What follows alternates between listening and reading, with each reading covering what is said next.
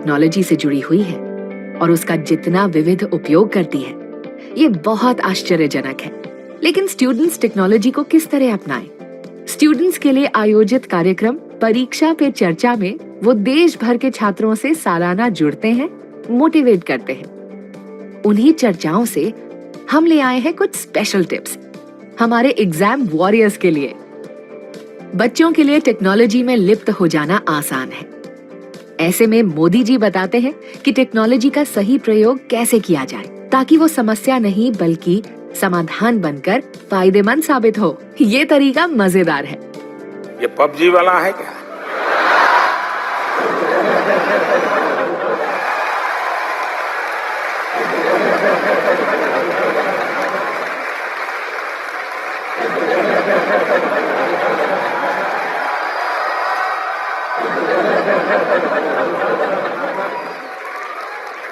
या तो front line वाला होगा।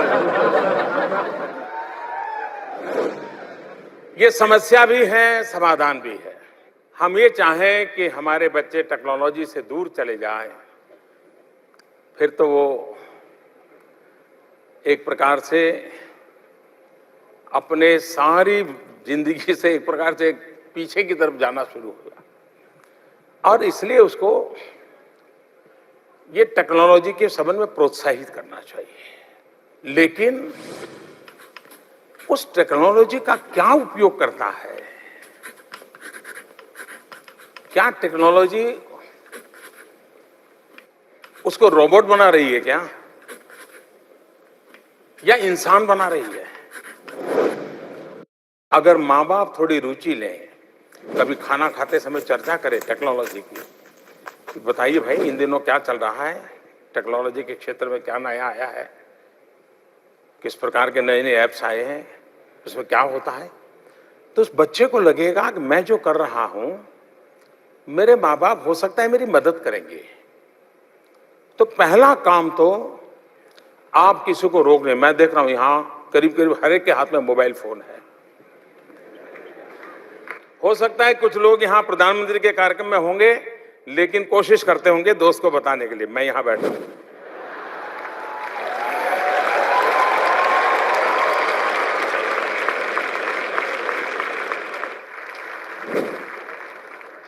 इससे क्या होता है, धीरे धीरे हम सिकुड़ते चले जा रहे हैं। टेक्नोलॉजी हमें अगर सिकुड़ देती है, हमें नैरो बना देती है, हमारी सोच भी बड़ी नैरो बन जाती है, तो शायद हमें जीवन को बहुत बड़ा नुकसान होगा। टेक्नोलॉजी का उपयोग हमारे एक्सपांशन के लिए होना चाहिए, मेरे विस्तार के लिए होना चाहिए, मेरे सामर्थ्य में बढ़ोतरी के लिए होना चाहिए। और इसके लिए टीचर्स ने भी, और वो एक नई ऊर्जा देता है। और इसलिए टेक्नोलॉजी का सही उपयोग कैसे हो, मैं स्वयं टेक्नोलॉजी बहुत शक्तिशाली मानने वाला व्यक्ति हूं। मैं खुद इसका उपयोग आज भी, जो मैं दुनिया के इतने देशों के साथ और देश के लोगों से बात कर रहा हूं, उसका कारण टेक्नोलॉजी का उपयोग है। तो एक ही चीज के दो अच्छे पहलू होते हैं। एक किसी को बहुत सीमित कर देता है, तो दूसरे को बहुत विस्तृत कर देता है। आपकी ये चिंता सही है, लेकिन आप उसके साथ बैठिए, उसको कभी आप काम दीजिए। कि मैंने सुना है कि नॉर्थ ईस्ट में एक ऐसा चावल पकाते हैं, देखो बेटा टेक्नोलॉजी में जरा ढूंढ के मुझे बताओ कैसे बनता है वो चावल। तो उसको लगेगा हाँ, माँ मुझे टेक्नोलॉजी की मदद से खुद को चावल पकाने का नागालैंड की पद्धति क्या है वो सीखना चाहती है।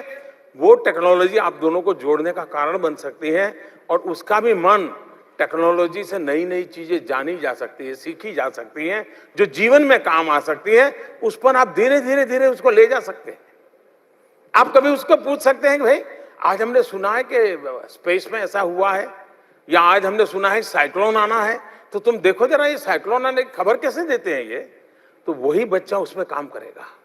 आप उसको धीरे धीरे धीरे टेक्नोलॉजी के सही उपयोग की तरफ ले जाइए, और उसको लगना चाहिए कि वो बच्चा विकास की दिशा, तो गलत रास्ते पर जाने से बजाय, समय बर्बाद करने के बजाय, खुद ही एक खेलकूद के अंदर रहने के बजाय, और मैं समझता हूँ जुरा प्ले स्टेशन से प्ले फील्ड में चला जाएगा वो, तो उस दिशा में हम सब प्रयास करें।